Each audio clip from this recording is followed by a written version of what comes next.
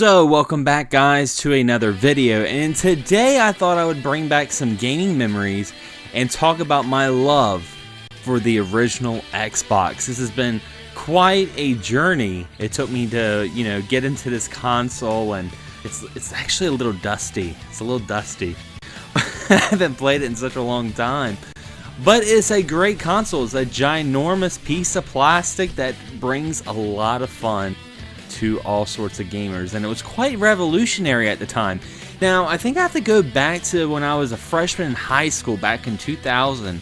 And back then we had the PS2, the GameCube, the Dreamcast, and of course a new contender to the console market with Microsoft, the Xbox. And before then, Microsoft was known as a PC company.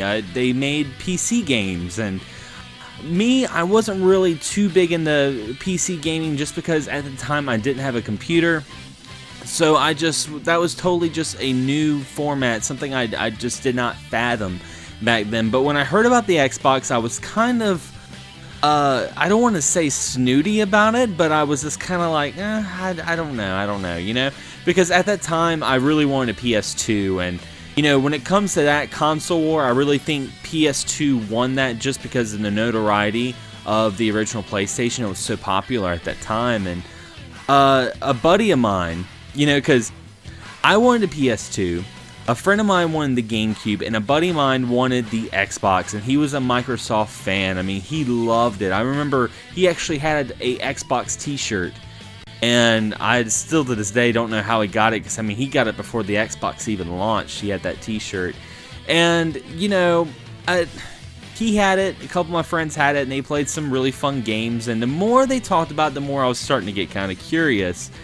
But I didn't get my Xbox until I started my first job, actually at Babbage's, now known as GameStop. And this was the first console I bought with my own money, having my own job. And man, the one game that made me really want an Xbox was Elder Scrolls Morrowind.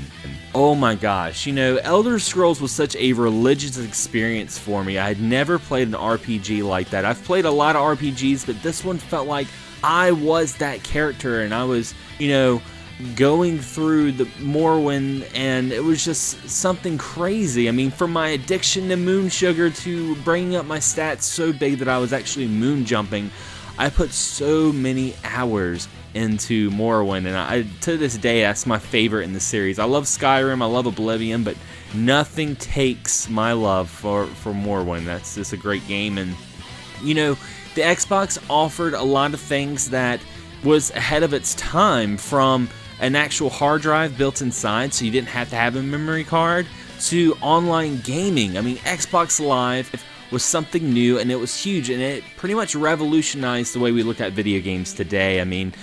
That was the first time I actually ever played a video game online. I remember I played Halo 2, and I remember I had the little headset in, and I was talking to people, and this guy just kept chasing me, hitting me with the sword, and that was the first time I experienced what a teabag was. And he kept doing that and going, boom, headshot. And I'm like, dude, I don't even know what I'm doing. I was so bad at first-person shooters. I'm still not that great at them, but Halo definitely was the first-person shooter game that I played that I really enjoyed, that I was like, man, I really like this. I played Doom back in the day, but that was just at friends' houses. But here I was at my house playing a first-person shooter with a controller in my hand, and it felt right. And let's get into the controller. When the controller first came out, it was a big, almost like football-sized controller. It was ginormous, the good old Duke controller, and I wasn't a huge fan of it. I did not like the Duke, and that was probably another reason why I was kind of turned off from the Xbox at the time, because even back then I didn't like the Dreamcast's controller. I grew to love that, and that's probably because of the S controller.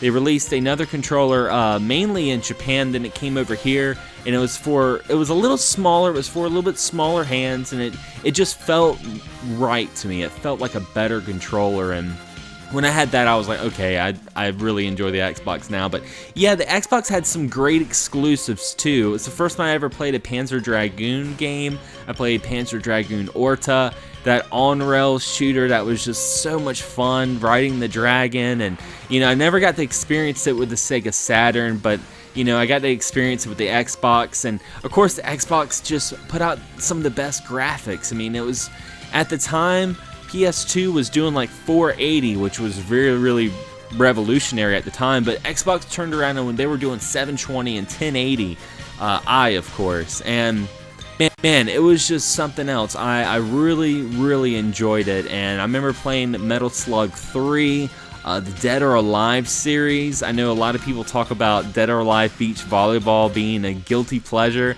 I remember when that game came out, and yeah, I mean, it really changed the way I looked at video games. I mean, from the online to just playing something different. It wasn't a Nintendo product. It wasn't a Sony product or Sega product. It was something of a different world. The PC world came into my realm and brought me a fantastic console. I still think it's awesome, and there's still a lot of love for the original Xbox, mainly in the mod community, because I mean, this console was really easy to mod.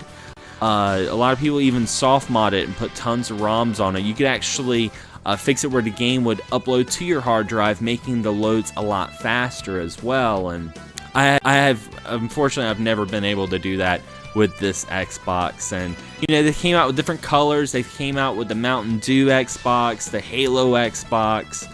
Oh man, just so much stuff. And to this day, I don't have that big of an Xbox collection, but the Xbox is actually really easy to collect for, and there's a lot of fun titles like Stubbs the Zombie, which used the Halo engine, but it was a third-person game, and you were playing as a zombie and recruiting your own horde of an undead army, and it had so much hilarity to it, and it was written so well, and it was so much fun.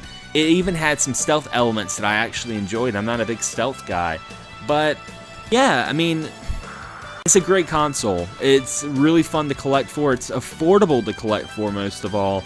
It hasn't gotten too big in price. I mean, I can't really think of a whole lot of Xbox games that are really high in value. Maybe some of the Star Wars Knights of the Old Republic might be running up a high dollar now with the, Star Wars becoming really popular. But other than that, it's really simple, and it's a very fun console. I cannot recommend it enough. And what are some of your memories of the original Xbox? I had to keep saying original Xbox. I used to say Xbox One, but you can't say that anymore. But what are some of your memories of the original Xbox? I'd love to hear from you guys. Leave a comment below. Tell me some of your first experiences using Xbox Live, because I mean, that was really something revolutionary, and I'd love to hear from you guys. As always, thanks for watching, thanks for subscribing, and as always, happy gaming.